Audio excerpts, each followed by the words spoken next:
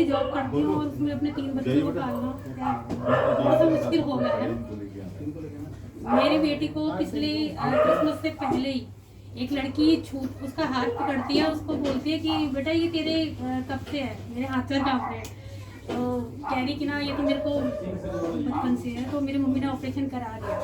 ऐसी लड़की थी, पतली सी, और यहाँ परमानंद में वो सिस्टर थी। मैंने सोचा इन दोनों की स्कूटी टच हो गई है गेट के अंदर, तो इसलिए वो लड़ने के लिए आ गई है। और वो उसको हाथ पकड़ के बोलती है बेटा कल हॉस्पिटल आना, जाननी पहचाननी, तुम हॉस्पिटल आना, मैं तेरा ऑपरेशन कराऊंगी। तो मैं सारी आदर और महिमा प्रभु को देती हूँ। प्रभु ने हमें इतनी भीड़ में से, दिवाली का टाइम था, मेन धनतेरस की बात है ये, इतनी पब्लिक के अंदर से उसने मेरे बच्चे का हाथ पकड़ के और मुझे हॉस्पिटल में ले गई और इतने अच्छे वार्ड में रखा, इतनी अच्छी उसकी सर्जरी हुई। अभी एक सर्जरी हो गई, अभी 2 और होनी है।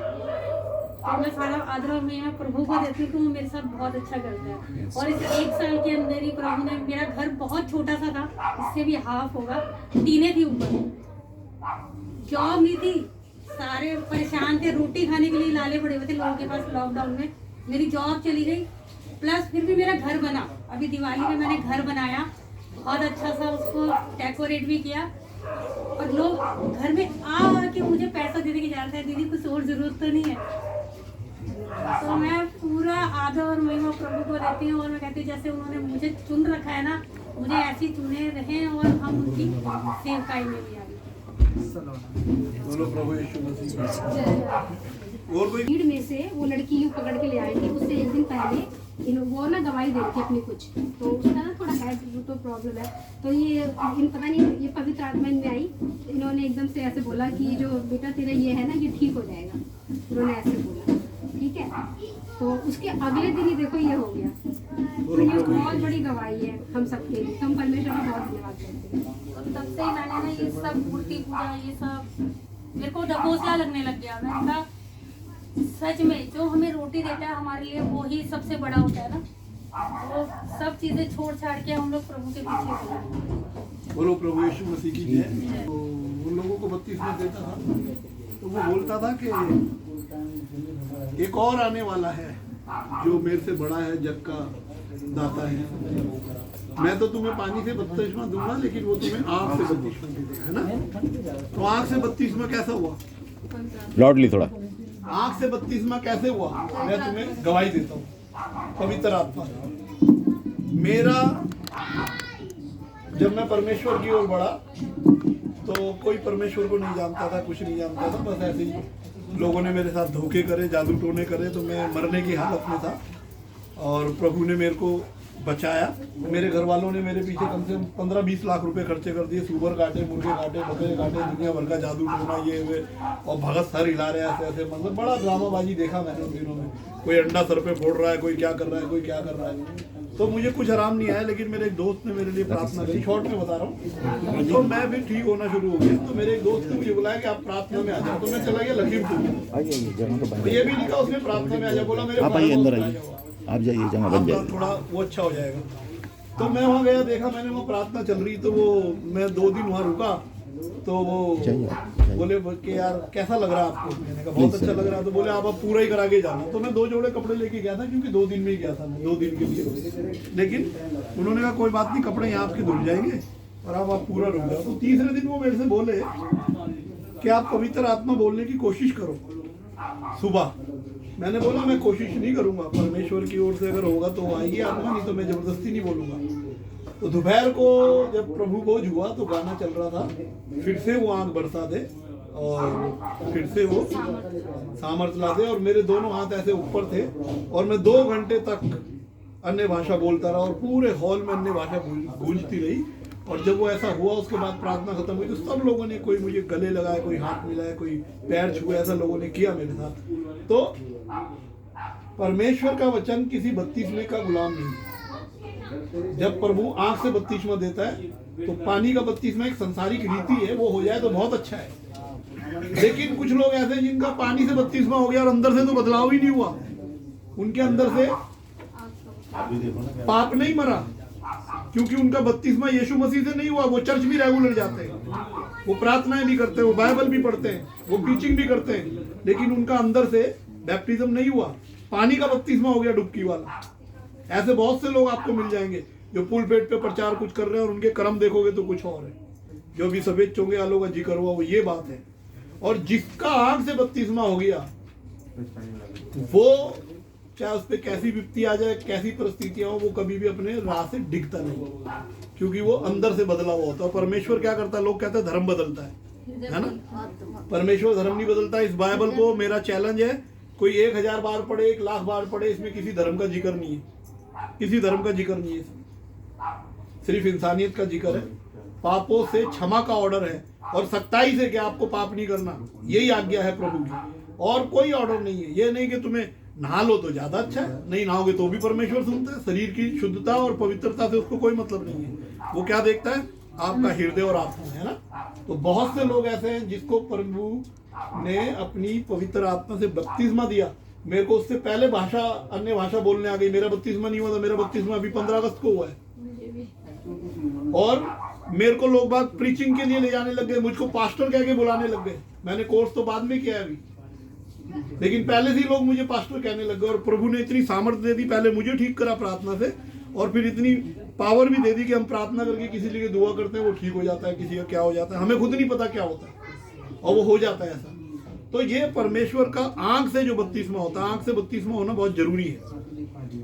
परमेश्वर का वचन बाइबल कह रहा है, जब तक कोई नए सिरे से ना जन्मे वो मेरे राज्य में प्रवेश नहीं कर पाएगा। और क्या बोला, मैं तुमसे एक अनोखी बात करता हूँ। कैसी अनोखी बात, कि पुरानी बातें सब चली गई और देखो एक नई बात मैं तुमसे करता हूँ। नई बात क्या है, कि इंसान का हृदय परिवर्तन हो। और कैसे हृदय परिवर्तन हो, मैं आपको एक छोटी सी एग्जांपल बताता हूँ। एक लेडीज बड़े गुस्से वाली थी, बहुत गुस्सा अम्मा थी, कोई बोले तड़ाक गालियां और ये और वो लेना देना। तो उसको कोई बहन ले गई कि अम्मा आज तुझे प्रार्थना में ले चलती हूँ मैं अपने यीशु मसीह की। है, बोली कौन सा यीशु मसीह, हमें क्या पता। बोली नहीं चल, तो अच्छा चली गई वो। अब वो गई तो उसने प्रार्थना सुनी, तो वहां उसने सुना कि हमें गुस्सा नहीं करना चाहिए, है ना। और वहां उसने क्या सुना, हालेलुया सुन लिया। तो वो उसका उसी टाइम इनकाउंटर परमेश्वर ने करा, उसका पवित्र आत्मा से बपतिस्मा उसी टाइम हो गया। अभी उसे कुछ नहीं पता परमेश्वर के बारे में। अब वो जब घर पे आई तो उसका गुस्सा शांत हो गया। तो वो क्या बोलती सबको, हालेलुया हालेलुया हालेलुया, सबको बोलती। तो 2 औरतें पता क्या बोली, अरे इसको पता नहीं क्या हो गया आजकल, ये आजकल किसी से लड़ती नहीं। तो एक बोली नहीं नहीं, ये नई गाली सीख के आई है, जिसको देखो उसको हालेलुया बोलती है। तो उसको बात पता लग गई। अब वो गुस्से वाली तो थी, लेकिन उसका चेंज हो गया। तो वो आ रही थी, उन्होंने बोला इधर आ, क्या बोल रही थी तू मुझे, मैं नई गाली सीख के आई हूँ। अगर हालेलुया नई गाली है तो तेरे बाप को हालेलुया, तेरी माँ को हालेलुया, तेरे चाचा को हालेलुया, तेरे दादा को हालेलुया, आशीष देने लग गई। उसका गुस्सा क्या हो गया, बदल गया।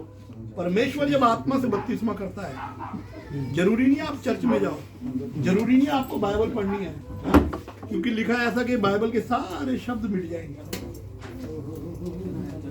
है ना। बहुत से लोग हैं मास्टर हैं बाइबल में, एक एक वर्ड उनको पता है कौन सी कहाँ लिखी हुई है, ऐसे बोलेंगे पानी की तरह, लेकिन उनका जीवन देखो आप।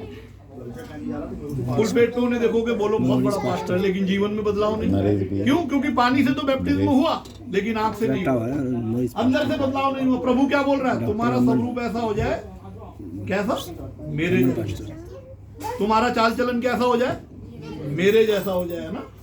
ये प्रभु बोल रहा है। और जब हमारा नहीं हो रहा, क्या बोल रहा है, तुम मेरी गवाही हो। गवाही कैसे हो, अरे यार ये बड़ी शराब पीता था, जैसे अभी इसकी गवाही दी मैंने, ये शाम के टाइम शराब पीता था।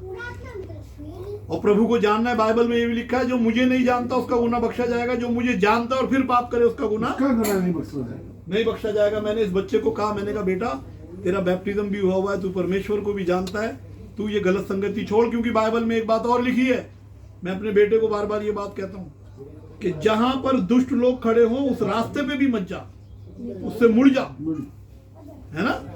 और अच्छा चरित्र, लोग कहते हैं भाई पुरुषोत्तम भाई बड़े अच्छे हैं, है ना, लेकिन ये बैठते गंदे लोगों के साथ। तो अच्छे चरित्र को बुरी सोसाइटी क्या करती है, बिगाड़ देती है। बाइबल में लिखा है, बात मैं नहीं कह रहा। अच्छे चरित्र को गंदी सोसाइटी बिगाड़ देती है। इसलिए परमेश्वर ने कहा दुष्टों के मार्ग पे भी पैर ना रखो, जहां वो खड़े हो उनके पास भी मत जाओ।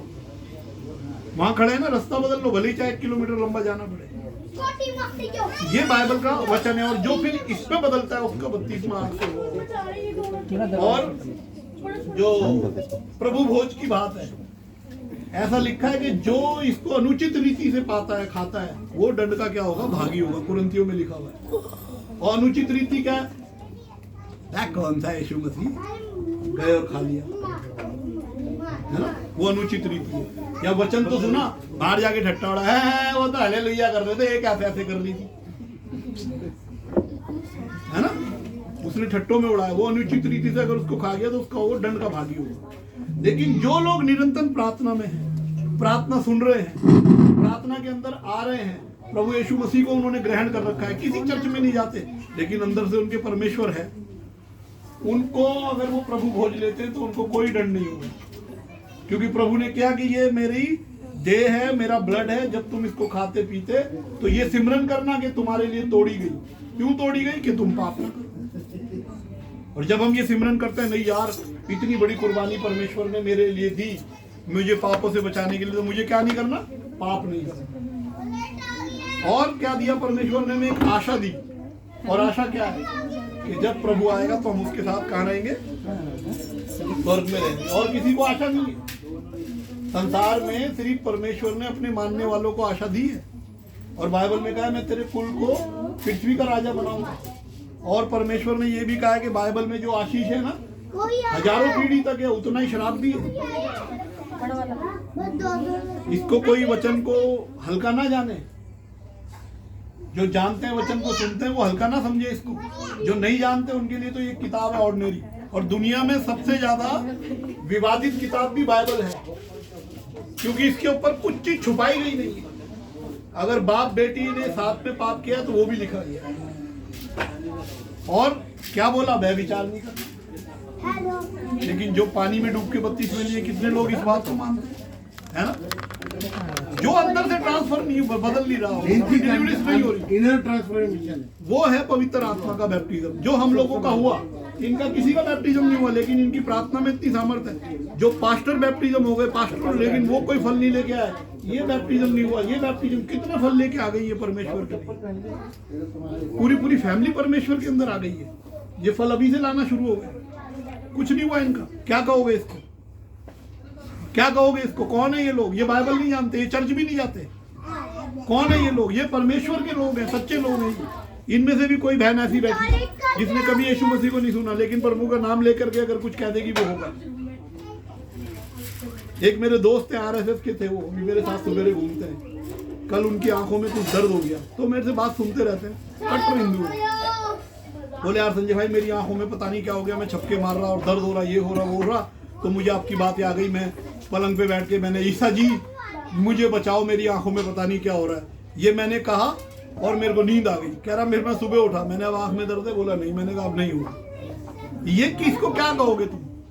वो कभी चर्च में नहीं गया, कभी जानता नहीं, लेकिन एक दिल से उसने अंदर से मुसीबत में परमेश्वर को याद किया, परमेश्वर कनेक्ट हो गया। ये ऐसे जैसे ये क्या है, स्विच, और ये क्या ट्यूब। इसको जलाओगे फट उजाला हो जाएगा, है ना? नहीं जलाओ तो ट्यूब भी लग रही है, स्विच भी लग रहा है, उजाला नहीं होगा, अंधेरे में ही रहोगे।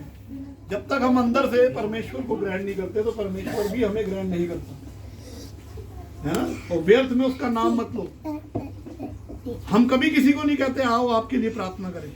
मेरे को कई पास्टरों ने बोला, संजय आप यार इतने बड़े बड़े लोगों के पास जाते हो, मिनिस्टरों के पास जाते हो, उनके लिए प्रार्थना किया करो। मैंने कहा क्यों? बोले नहीं आपका फर्ज है प्रार्थना करना। मैंने, मेरा फर्ज है। मुझे कोई रात को 2 बजे भी कहेगा मेरे लिए प्रार्थना कर, तो मैं उठ के प्रार्थना करूंगा, क्योंकि ये प्रभु का हुक्म है कि जो तुमसे कहे मेरे लिए प्रार्थना करो, उसके लिए तुम प्रार्थना करो। मैं कैसी परिस्थिति में होता हूँ, कोई मुझसे कहता है प्रार्थना कर, मैं प्रार्थना करता हूँ। कई बार गाड़ी चलाते चलाते किसी का फोन आया, बोला मेरे लिए प्रार्थना करो, मैं गाड़ी साइड में रोक के प्रार्थना करता हूँ।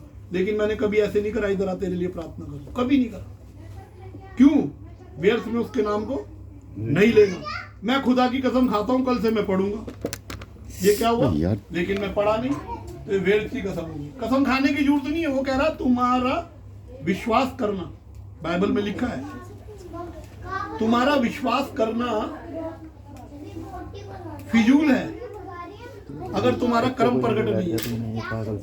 तुम विश्वास कर रहे हो, वो कर्म प्रकट होना चाहिए। मैं विश्वास तो कर रहा हूँ, लेकिन वो मेरा कर्म प्रकट नहीं हो रहा। यार मैं विश्वास करता हूँ भाई, दिन में 7 बार प्रार्थना करता हूँ, शाम को 3 भी, है ना? लोग क्या देख रहे हैं? पियक्कड़। ये कोई ना देख रहा है 7 बार प्रार्थना कर रहे हैं। उस प्रार्थना का कोई असर नहीं है। अंदर से जब हम बदलते हैं तो वो बैप्टिज्म आंख से है ना, और वही बैप्टिज्म सच्चा बैप्टिज्म। पानी की डुबकी का एक संसार की रीति बन गई है, ठीक है, लोग लेते हैं। कोई बच्चा 2 मिनट में होके मर जाता, उसका क्या कसूर है बेचारे? 2 मिनट में बस पैदा हुआ और मर गया, उसको क्या कहोगे? ना आप पापी कहोगे ना पवित्र कहोगे, उसका ना तो कोई कसूर है ना उसने कुछ देखा। लेकिन ये परमेश्वर की अपनी एक सृष्टि का चलन है जो वो अपने सिस्टम से चलाता है। बाइबल में लिखा तुम्हारी गति और मेरी गति में जमीन और आसमान का क्या है? फर्क है। इसलिए वो बंधन में नहीं है परमेश्वर। हमें परेशानी हुई शुरू में, मेरी वाइफ बोली अरे करवा चौथ का व्रत आ रहा है और हम तो रखेंगे नहीं, और भाई लोग तो रखेंगे, श्रृंगार करेंगे, सब करेंगे। तो मैंने कहा बात सुन इधर, तुझे श्रृंगार करने से किसने रोका है और तुझे व्रत रखने से भी किसने रोका है? लेकिन नाम से परमेश्वर के रख। अब यहां हम इतने लोग बैठे हैं, मैं काकी बोलूं तो काकी सुनेगी, पुरुषोत्तम बोलूं पुरुषोत्तम सुनेगा, सरिता बोलूं सरिता सुनेगी, सनी बोलूं सनी सुनेगा। लेकिन मैं यहाँ चिल्लाता रहूं बिमलेश बिमलेश, पूरी रात चिल्लाता रहूं, कल भी चिल्लाता रहूं बिमलेश कौन है, सुनेगी नहीं। कोई हो तो सुने हैं? अभी मैं आवाज मारूं अभिषेक, तुरंत आ जाएगा 1 मिनट से पहले। हाँ हाँ बोलो अंकल है। अभी मैं कहूं गुड़िया, हाँ हाँ भैया बोलो, हो जाएगा ना। इसलिए मैंने उसको बोला, मैंने कहा सब कुछ करो, कोई परमेश्वर किसी की पाबंदी नहीं है। श्रृंगार नहीं करना, बिंदी नहीं लगानी। फिर राखियों पे बात आ गई, बोले भाई सब तो राखी। मैंने कहा बाइबल में कहीं नहीं लिखा कि राखी मत बनाओ। बाइबल में लिखा है मूर्ति पूजा नहीं करना, मूर्ति पूजा नहीं करना, अपने भाइयों की प्रेम की प्रकट करो। और हम ये सब करते। एक शादी में मैं गया, बोला यार भाई हमारे तो ऐसी रीतियां होती हैं, अगर हम प्रभु यीशु मसीह को ग्रहण कर लेंगे तो इन रीतियों का क्या होगा? मैंने कौन बोला रीतियों को बंद करना? रीति ऐसी चलाओ, लेकिन इसमें पूजा नहीं होगी, परमेश्वर की प्रार्थना होगी। मैंने अपनी पोती की शादी करी, परमेश्वर की प्रार्थना होती थी, ये लोग गवाह। और हमारे क्या होता था, हमारे ना भगत होते हैं, वो भगत हाथ रखते हैं, तो जब बच्ची की शादी होती है तो वो अपना हाथ उठाते हैं। ऐसे पुराने हम फंसे हुए थे, तो वो उस पर भी हाथ रख रखा था। आ गए मेरे घर में, बोले भाई वो उसके ऊपर से हाथ उतारना है। तो मेरी भाभी तो डरे मेरे से बात करती हुई, तो बड़ी दबी दबी जबान से आई, जिसकी पोती थी वो बड़ी भाभी मेरी, बोली भाई वो ये भगत लोग हैं और वो उस पे से अपना हाथ पल्ला उतारना चाहते हैं। तो मैंने उतारो, कौन मना कर रहा है? बोला नहीं ये कह रहे हैं कि इस चौकट से नहीं होगा, वो उसकी चौकट से होगा जो हमारी चौकट है।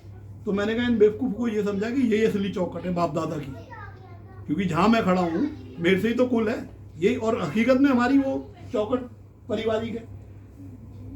वो बोले ये हमारी जिम्मेवारी नहीं है, फिर बेटी को कुछ हो जाएगा। मैंने कहा मैं तेरी भी जिम्मेवारी लेता हूँ यीशु मसीह के नाम से, तुझे भी कुछ नहीं होगा, मेरी बेटी को तो तू छोड़ दे। मैं मेरी बेटी को छोड़ दे तू, मैं तेरी भी जिम्मेवारी लेता हूँ। और मैंने अपनी भाभी को मैंने कहा इधर इनको 1100 रुपये और 1 बोतल दे दे, बस यही इनका काम है। दिए उनको, चल दिए वो। आज वो पोती पूरे अपने घर की रानी बनी हुई है, इतनी तो मोटी हो गई है, अभी एक बच्ची भी उसको पैदा हुई है, उसका कान भी नहीं गर्म हुआ। क्या हो गया भगत का? हम ऐसे अंधविश्वासों में पड़े हुए हम लोग, है ना। मूर्तियों के चक्कर में हम लोग पड़े रहते हैं। बाइबल में मना है मूर्ति पूजा, क्यों? क्योंकि मूर्ति अपना कुछ नहीं कर सकती। तुम उसे रोटी खिलाओ नीचे गिर जाएगा, ना वो देख सकती ना वो सुन सकती, लेकिन एक हमारा विश्वास है कि ये हमें ऐसा करेगी। लेकिन बाइबल में क्या लिखा? बाइबल में किसको मंदिर बनाया? कुरिन्थियों में लिखा है कि तुम परमेश्वर का मंदिर हो, है ना, और उसका आत्मा तुम में वास करता है। ये है सच्चा मंदिर, और परमेश्वर इसके अंदर, और हम जो बोलते वो परमेश्वर। क्योंकि लिखा ऐसा है कि आदि में वचन था और वचन देहधारी हुआ और वचन ही परमेश्वर है ना। हम जो बोलते हैं, बेटा बेटी का रिश्ता काहे से होता है? एग्रीमेंट होता है कोई। अब होने लग गया कोर्ट मैरिज, लेकिन पहले ऐसा नहीं होता था। पहले जबान दे दी, ना तो लड़की ने लड़का देखा ना लड़का लड़की ने देखा, बस जबान दे दी और फेरे हो गए, और उन्होंने पूरे पूरे जिंदगी निभाया। ये क्या वचन? जो बच्चे अपने माँ बापों का वचन मानते वो बच्चे घर के राजा बनते। घर की चाबी किसे मिलती? लायक बच्चे को, नालायक बच्चे को। और लायक बच्चा कौन होता? जो आज्ञा मान। वो क्या है? वचन है ना। सिस्टर का फोन आया, सिस्टर लड़ पड़ी, बोले आप हमारे यहाँ नहीं आए, इतना दिन हो गए, ये हो गया वो हो गया फलाना हो गया ढिमकाना हो गया। और प्रभु का धन्यवाद है कि हम आज ही पहली बार कलेशिया हमने शुरू करी है इसकी। 2 दिसंबर को इनके यहाँ शुरू हुई थी, और हम अभी हमारी कलेशिया कल पूरा केरल सिंगिंग पे जाएगी। लेकिन पहली यहाँ पर हुई। तो हमने इनको कहा हम आएंगे। ये क्या था, वचन था या कोई हमारा इनका एग्रीमेंट हुआ था भाई हम यहाँ आए? वचन हमेशा याद रखो, वचन ही परमेश्वर है और वचन को मानने वाले हमेशा कामयाब होते हैं। जिस घर में वचन को नहीं माना जाता, बाप बोल रहा है बेटा उधर को मुंह उठा के चल दिया, सास बोल रही है बहू उधर को मुंह उठा के चल दी, वहां वचन को नहीं माना जाता, वो घर में हमेशा कलेश रहता है, वो घर हमेशा खंडित रहता है। लेकिन जिस घर में वचन माना जाता है, पिता ने कहा तो बेटा मान रहा है, सास ने कहा तो बहू मान रही है, भाई ने कहा तो बहन मान रहा है, तो वो घर क्या हो जाता है, एक सूत्र में बन जाता है और वो घर तरक्की की तरफ बढ़ता है, क्योंकि वहां परमेश्वर का वास होता है। तो वचन है परमेश्वर, बाइबल में लिखा हुआ है। तो हमें किसी भी चीज से ना कभी अपने मन को घबराने की जरूरत नहीं, क्योंकि बाइबल में सारी बातें हकीकत लिखी हुई है और हम आपके सामने जीती जागती गवाहियां हैं परमेश्वर की। हमारे साथ ऐसा ऐसा हुआ, हम तो मर गए थे। अभी मैं ना 5 साल 6 साल पहले मेरी फोटो टंग गई होती, हार टंग रहा होता, मुझे प्रभु यीशु मसीह ने बचाया, प्रभु यीशु मसीह ने बचाया मुझे। ये गवाहियां हैं परमेश्वर की। तो हमें ऐसे सच्चे परमेश्वर के उपासक हैं, हमें किसी से घबराने की जरूरत नहीं।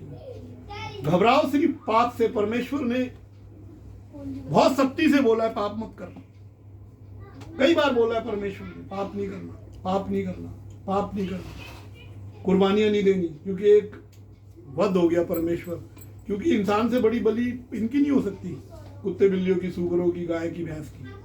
कभी आपने देखा कोई कुत्ते का, बंदर का या भैंस का या सूअर का खून किसी बीमार व्यक्ति को चढ़ाओ?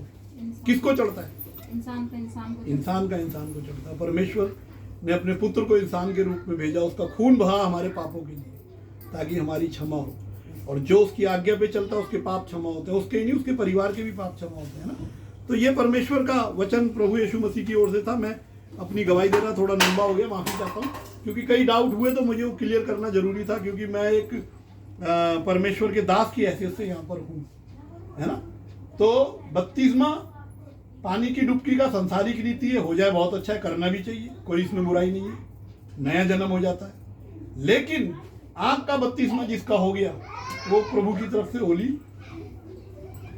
स्पिरिट ने उसको अपने आवेश में कर लिया, है ना। और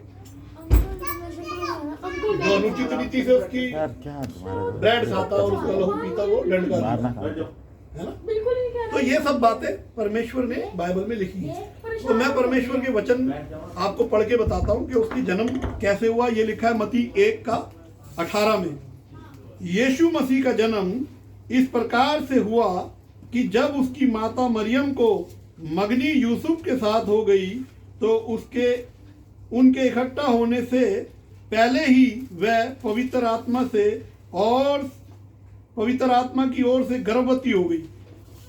जब मरिया माँ की मंगनी हुई, सगाई बोलते हैं ना जिसको, मंगनी हुई यूसुफ नाम के व्यक्ति से, तो मंगनी के बाद उनकी शादी नहीं हुई अभी, लेकिन वो क्या हो गई, गर्भवती हो गई, क्योंकि पवित्र आत्मा ने उसमें क्या करा, छाया डाला। अभी भजन सुना था ना,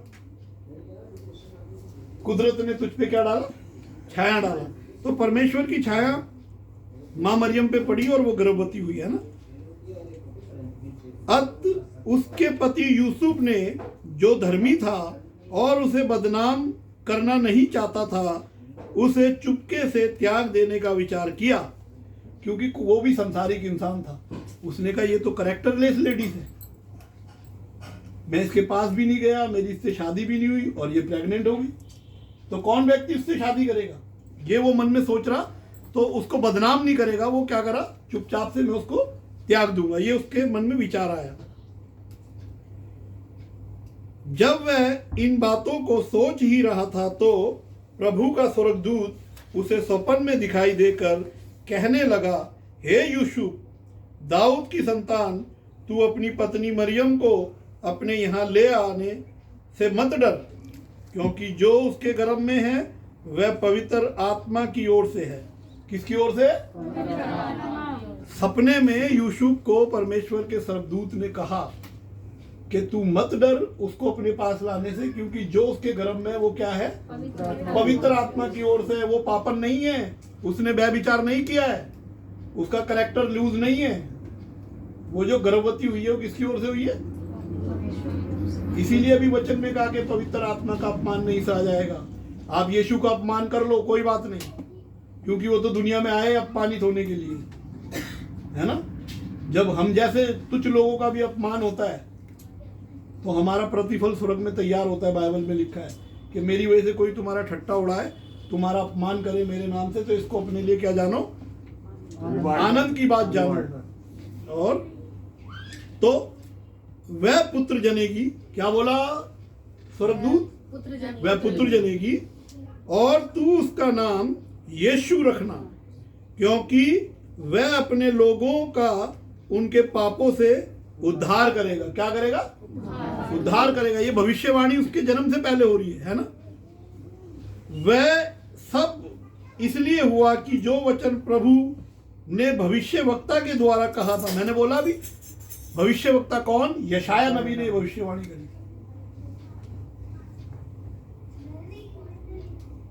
वह पूरा हो, है ना।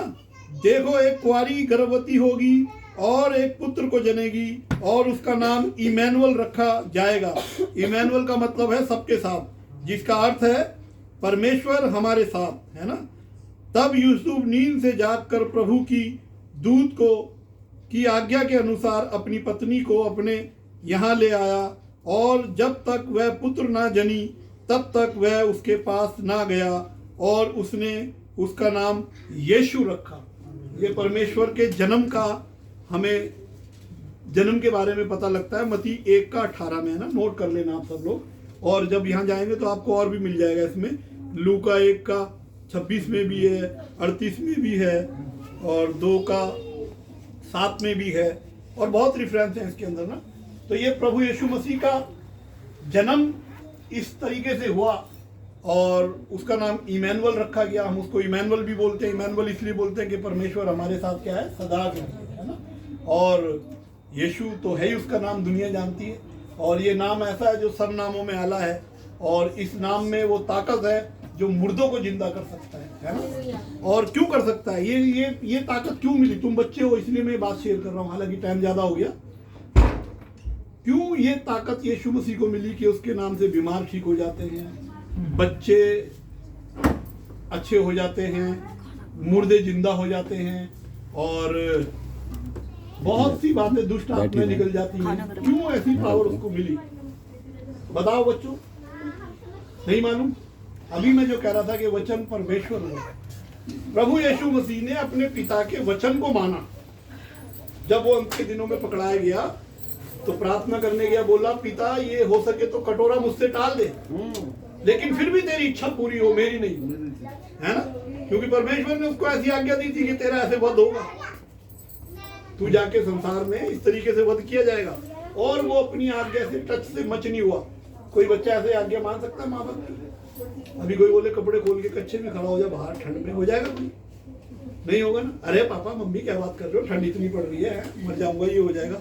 लेकिन परमेश्वर ऐसे कोड़े खा रहा है, बदन छन्नी हो गया। पिक्चर देखो पैशन ऑफ क्राइस्ट, तुम रो पड़ोगे उसको देख करके। ऐसे कोड़े मारते, और यूं कोड़ा जब आता तो मांस खिंच के आता था, और लहू लुहान प्रभु यीशु मसीह। और ये नहीं एक जगह पे खड़े होके, इतना भारी एक क्रूज जो क्रॉस देखते हो ना, ये एक इतना भारी, पहले जो मार की सजा होती थी वो इस तरीके से लटका दिया जाता था काट पे, है ना, उसको काट बोलते हैं, उसको क्रॉस का नाम भी दे दिया बाद में। उसको बहुत भारी उसको लेकर के चलाया, पूरे मोहल्ले में घुमाया, यूनिवर्सिटी पूरी घुमा दिया, है ना ऐसे। और पीछे से कोड़े पड़ रहे और कांटों का ताज बांधा और उस पे मार रहे, तो वो चुपता, ब्लड आता है। सह सकता है ऐसी मौत को?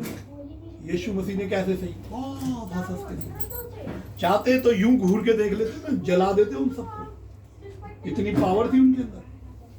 लेकिन फिर भी जब वो अंत समय में गए तो क्या बोले? पिता तू इन्हें क्या कर, क्योंकि ये क्या नहीं जानते, ये क्या करते हैं, है ना। उन्हें नहीं पता वो क्या करते हैं, किसको मार रहे हैं। तो उनको भी क्षमा मांगी। और इस चीज को देख करके पिता बड़ा खुश हो गया, जो सारी सृष्टि का मालिक है, जिसने संसार रचा। और खुश होकर उसने क्या करा? मेरे प्रिय पुत्र तू मेरे पास आ। उसको अपने दाएं कहां बिठाया? सिंहासन पे, और स्वर्ग में बिठाया, है ना। और क्या दी उसको? आकाश, पृथ्वी, समुंदर, स्वर्ग, सारी कुंजियां उसके हाथ में दे दी, ले भाई सब तिजोरी की, हीरे भी इसमें है, सोना भी इसमें, चांदी, बेटा तू पकड़े, क्योंकि वो क्या था, आज्ञाकारी पुत्र। तो यीशु मसीह को मौत पे पावर दे दी कि तू मौत को भी जीत सकता है, जीता वो मर के जिंदा हो गया, और उसको पावर दे दी कि तू मुर्दों को भी जिंदा कर सकता है, लाजर को जिलाया, यईयर की बेटी को जिलाया, कितने जिक्र है। क्यों दी ये सब, क्योंकि उसका पिता उससे क्या हो गया, खुश हो गया, क्योंकि वो उसके वचन को मानता है ना। तुम भी जब अपने माँ बापों के वचन को मानोगे, जो बेटियां शादी हो जाएंगी अपने पति के वचन के, अपनी सास के वचन को मानोगी, देखना तुम्हें कितना आनंद मिलेगा, रानी बन जाओगी घर की। जो बेटे अपने बाप की मानते वो राजा बन जाते, जो बहुएं अपनी सास ससुर की मानती वो राजा बन जाती है, जो पति पत्नी एक दूसरे की मानते उनका घर स्वर्ग बन जाता है। हम खुश होते हैं, कोई भी खुश होगा। मान लो आपके 4 लड़के, उसमें एक शरीफ है, कभी तुम उसके ऊपर ध्यान नहीं दोगे, लेकिन जो हरामी है ना, सबका ध्यान उस पर, यार इसको संभाल के रखो, है ना। तिजोरी की चाबी उसको दोगे,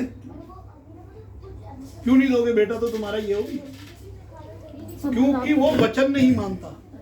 तो वचन परमेश्वर है, जब हम वचन मानते हैं तो जैसे माता पिता खुश होकर हमें सब कुछ दिला देते, नहीं ये मेरी बेटी बहुत अच्छी है, बोल तुझे क्या चाहिए, पापा मुझे ड्रेस दिला, चल ड्रेस दिला, ये बड़ा निकम्मा लड़का, हटा इसको कुछ नहीं दिलाऊंगा, है ना, क्योंकि ये वचन नहीं मानता। ऐसे ही प्रभु यीशु मसीह ने अपने पिता की आज्ञा मानी और उन्होंने उनको क्या करा, शिरोमणि बना दिया। आकाश पृथ्वी स्वर्ग सबका, सब नामों में आला नाम, क्या नाम, यीशु मसीह को दे दिया कि इससे बड़ा कोई नाम संसार में नहीं होगा।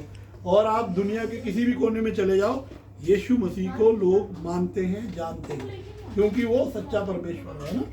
तो ये प्रभु यीशु मसीह का एक मैसेज था, संदेश था, जो हमने उसके जन्म के बारे में आपको बताया, वचन के बारे में बताया। तो मैं उम्मीद करता हूँ कि मैंने जो पहले आपको बताया था, पहले मैंने क्या बताया था मुझे पता है, सब भूल गए, लेकिन मैंने पहले क्या बताया था कि प्रभु ने कौन सी आज्ञा दी, प्रेम तो दी, उसके अलावा आज्ञा कौन सी दी, यस गुड। गुस्सा अगर तुम्हें आया भी, सुबह आया तो शाम तक क्या हो जाए, और अगर शाम को आया तो सुबह तक क्या हो जाए, बनाना रहे तुम्हारा गुस्सा।